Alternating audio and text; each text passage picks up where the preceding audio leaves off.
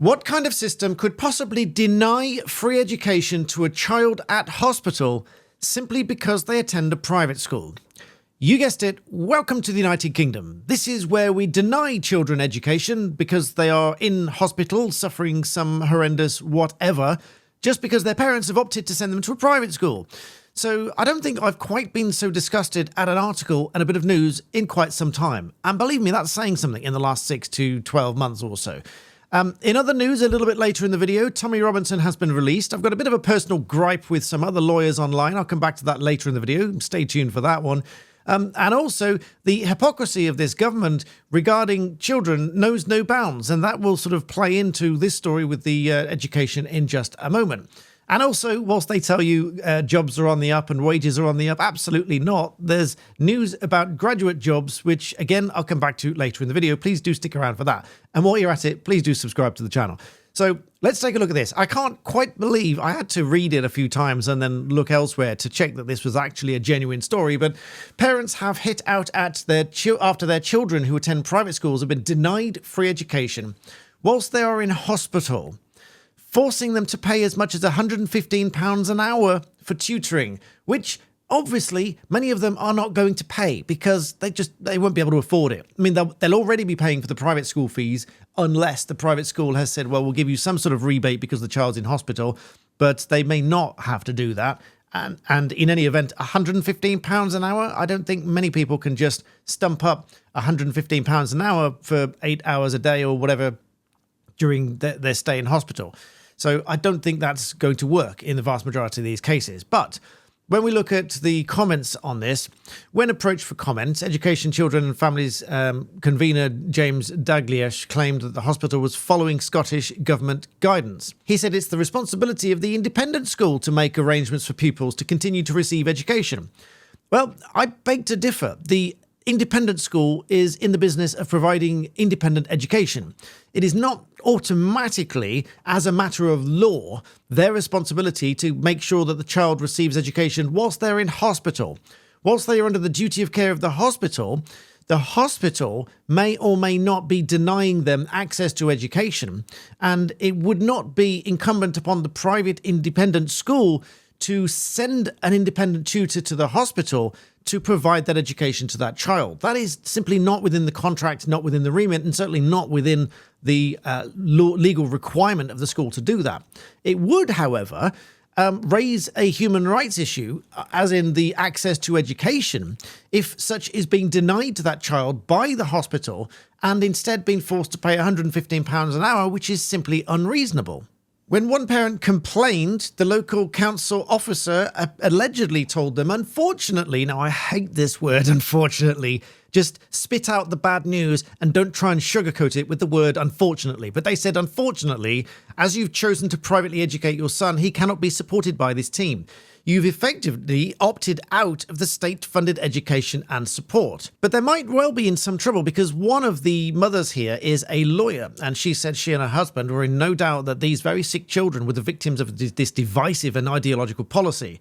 Unable to afford the charges, they've resorted to teaching their son, now 8, who normally attends George Watson's College, themselves. In fact, I'm going to go further than that because I'm looking at Section 19 of the Education Act 1996, and for Scotland, because this case I think was in Scotland, the Education Scotland Act of 1980, both of which provide a statutory duty upon the local authority to provide adequate schooling for those of compulsory school age, regardless of where they go to school, if they cannot attend school due to illness, hospitalisation or other reasons. So I think the hospital here and whoever put that policy in place is in serious trouble.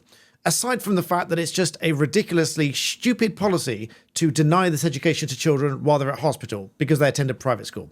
Anyway, back to the video.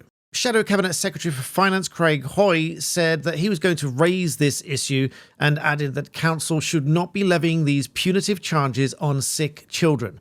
And sick, I think, being the operative word. Let me know what you think in the comments below, because regardless of where you stand on this issue about private school fees and VAT on private school fees, how on earth can they justify denying access to education to a child at hospital just because they attend a private school? I don't think I've been quite so annoyed and sickened by an article and a policy such as this.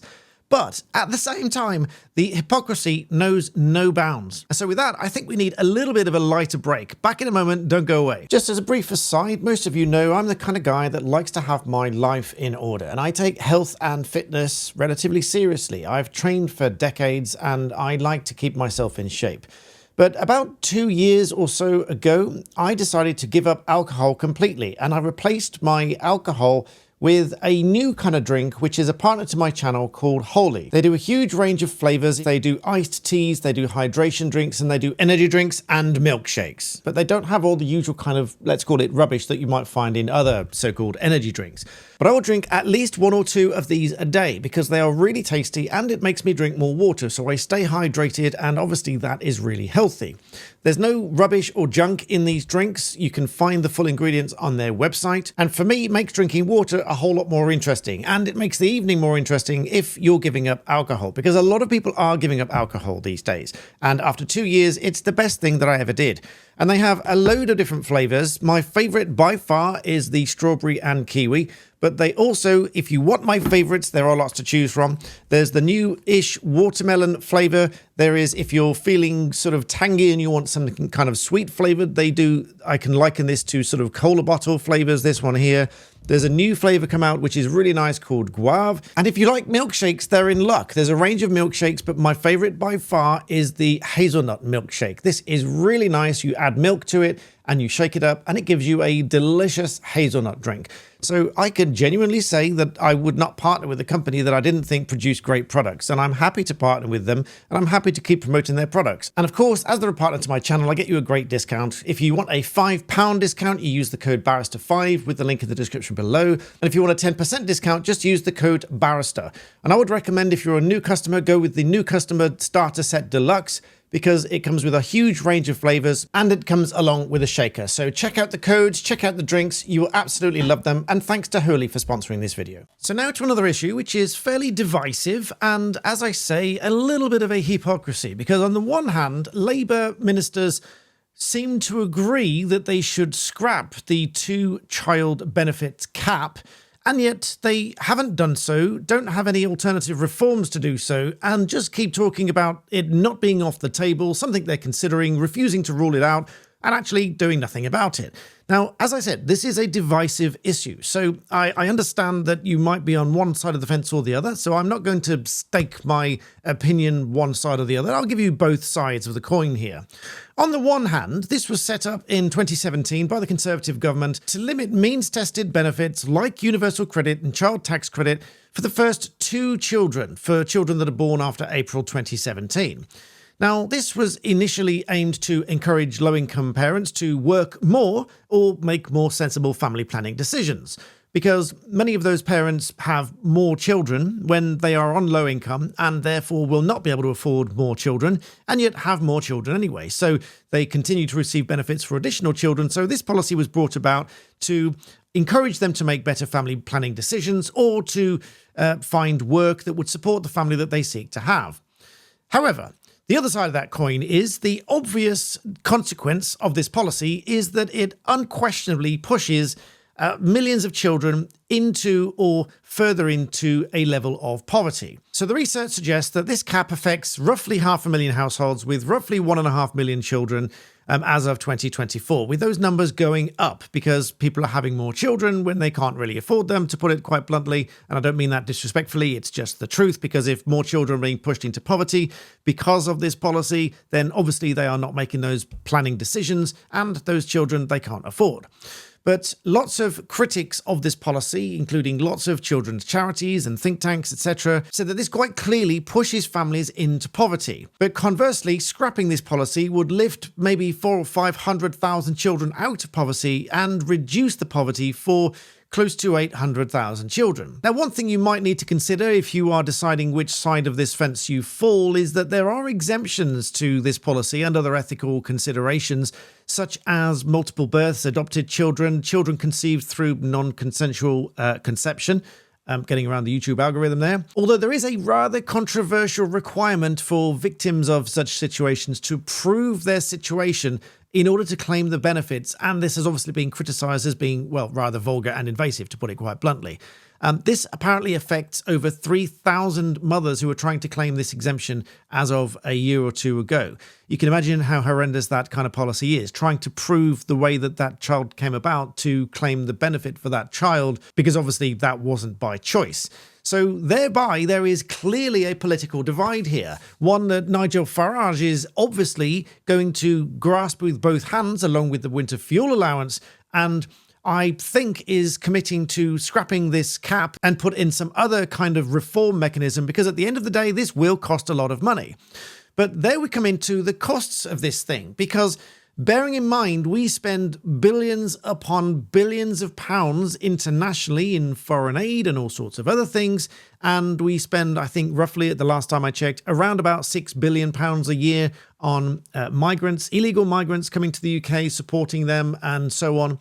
Whereas scrapping this cap completely would, as I read, cost something in the region of £2 to £3 billion a year, which is a significant amount of money. But when you consider where we spend money elsewhere, there is quite the case to be made that this should come first. But at the same time, to be pragmatic about it, I personally think the only opinion I'm going to contribute to this debate here is that if they do scrap this policy, that there should be some kind of mechanism of some form or another that ensures that parents that are having child after child after child can afford those children and not just rely on the state to do so. Because whatever side of the fence you fall, I don't think it's unfair to say that that is unfair on the rest of the taxpaying community. Even whether they have children or not, I don't think it's fair on the rest of the taxpayer community to be paying for child after child when that family knows that they can't afford those children. I think in those situations, I think there should be some kind of mechanism to ensure that they are taking up proper family planning, etc., before they have those children that they know that they can't afford in advance. But as I say, as to the hypocrisy, whilst I think Labour ministers are squabbling over this, they still refuse to speculate, as they put it, on the future of this child benefit cap. But in other news, you've been told that jobs and wages and everything else are going up, but the statistics seem to suggest otherwise. Graduate job openings. So graduates, bearing in mind they've been to university, they've paid their however many £1,000 a year it is these days to go to university and spend that amount of your life getting your degree. Those jobs that they hope to achieve when they get their degree have reduced by more than 20%. Because of Rachel Reeves' tax raid on businesses, which is obviously going to cost businesses a lot more money to hire graduate employees. Quite clearly, as I said they would, these businesses have cut back on hiring, and particularly at those graduate levels, and they are probably now looking for those that don't have degrees because they'll be cheaper to employ, thus costing the business less money, and choose instead to train them whilst they're on the job. I'd speculate, but that's what I think is happening here. Because graduate jobs have dropped significantly, 7.6% in April, and that followed a 17.3% drop in March. Obviously because of the tax burden of employing new graduates through businesses. And finally, what will for some of you be really positive news, some of you may not be so positive news, I accept, but Tommy Robinson has been released from prison months early because he's purged his contempt, as I explained in a previous video. They say he looked unrecognisable, obviously, because he's had no haircut and he's had no shave. I wonder what I would look like if I didn't shave my head and shave every day. But by the by, leave your appropriately derogative comments in the box below. But here's when I get a bit of a gripe, speaking of derogative comments. Now, here's where I have to make a bit of a gripe, and I think it's about some lawyers. Now, as the saying goes, don't feed the trolls and don't respond to the trolls online. So I'm not doing that there. I'm not giving any satisfaction for that there, but I will do it here. Now, one of the comments was in a criticism of me, quote unquote, supporting Tommy Robinson in one of my videos where I said, if you wanted to help Tommy Robinson purge his contempt, you could remove your video if you've shared his video from social media. You could send them evidence that you've done so. You could encourage others to do so, all of which would help him to purge his contempt, and therefore he might be released early. So I don't know how many of you did that. I don't know whether they had any messages from people that did that, or whether they presented those to the court or not. I don't know. I didn't ask. They haven't told me. I can speculate that some people may have done, because I know a lot of people watched that video.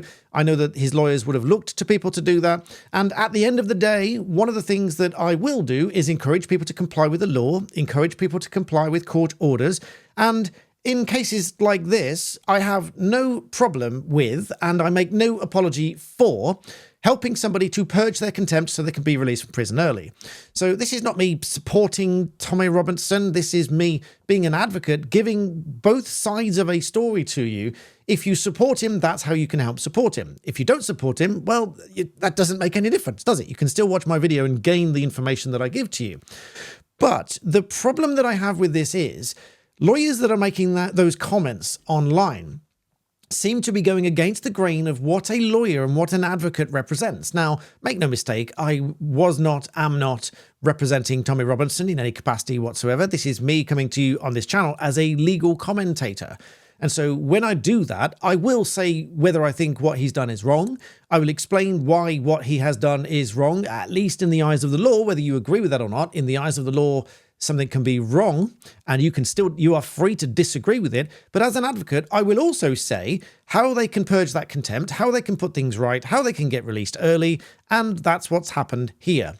But as I say, my problem with it is when lawyers make comments like that, they go against the grain of what the justice system should really represent. Because if you want a lawyer to fight for you, you should not want to be concerned about whether the lawyer is going to take a personal view and be affected by a personal view when they represent you.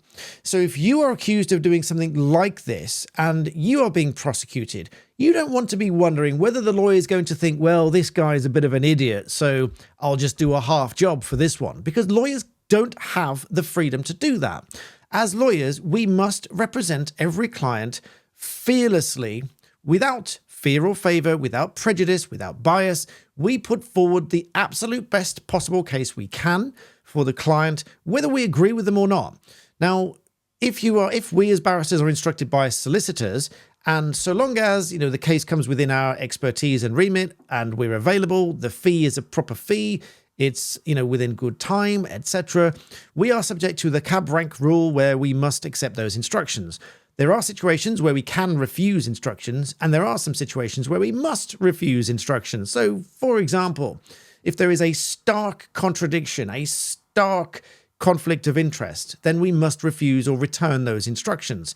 Return just means you've been instructed, you've done some work, and then you realize there's a conflict, and you say, I have to stop here because there's a conflict, and you return the instructions.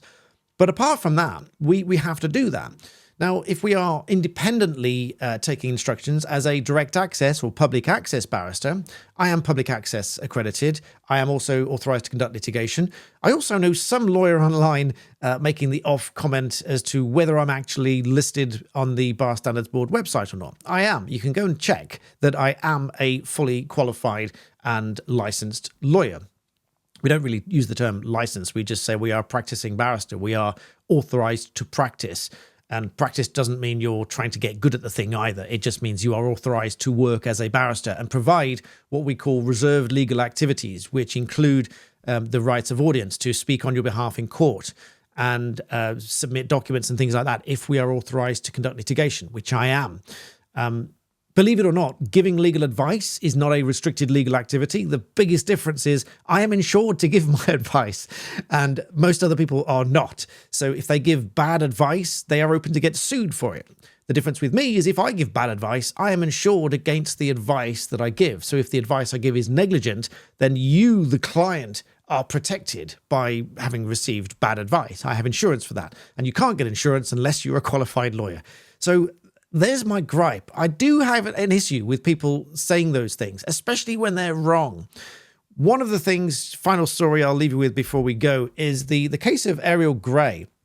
Because bearing in mind, here's the context. There were two trials. So there was a trial which collapsed and there was a retrial. She was convicted of manslaughter in the retrial. Remember, this was the case where she gesticulated at a cyclist who then fell and sadly lost her life. Now, she was prosecuted for manslaughter, in that the dangerous act was the gesticulation that caused her to fear harm. There was a question mark over whether she'd made any contact, which was important for later, but she admitted this in the police interview. So there was never any question as to whether there was an underlying offence, because there needs to be an underlying offence. There was never any question about that. As I say, there were 2 trials. The police didn't mention that. The CPS didn't mention that. The lawyers at the CPS, the barristers at the CPS didn't mention that. It got to trial. Neither the prosecutor nor the defence barristers at the first trial or the judge mentioned whether there was an underlying offence to this manslaughter charge. That trial collapsed for whatever reason. I don't recall now, but then there was a retrial. None of them, neither the prosecutor nor the defence counsel, any of the other junior counsel that may have been present, no one else involved in the case, none of the solicitors involved for the CPS or for defence involved, none of them mentioned this underlying offence. The judge didn't mention the underlying offence. And the point that it came back to appeal later was because the judge failed to put that very question to the jury as to whether or not that underlying offence was made out. So given that all that took place, 2 separate trials, dozens of lawyers, both of whom at the latter trial were King's counsel, none of them raised this point as to the underlying offence to this manslaughter charge. And that's why it went to the Court of Appeal. And the Court of Appeal then ruled that, well, that wasn't put to the jury, so the conviction is unsafe. So she had the manslaughter conviction quashed.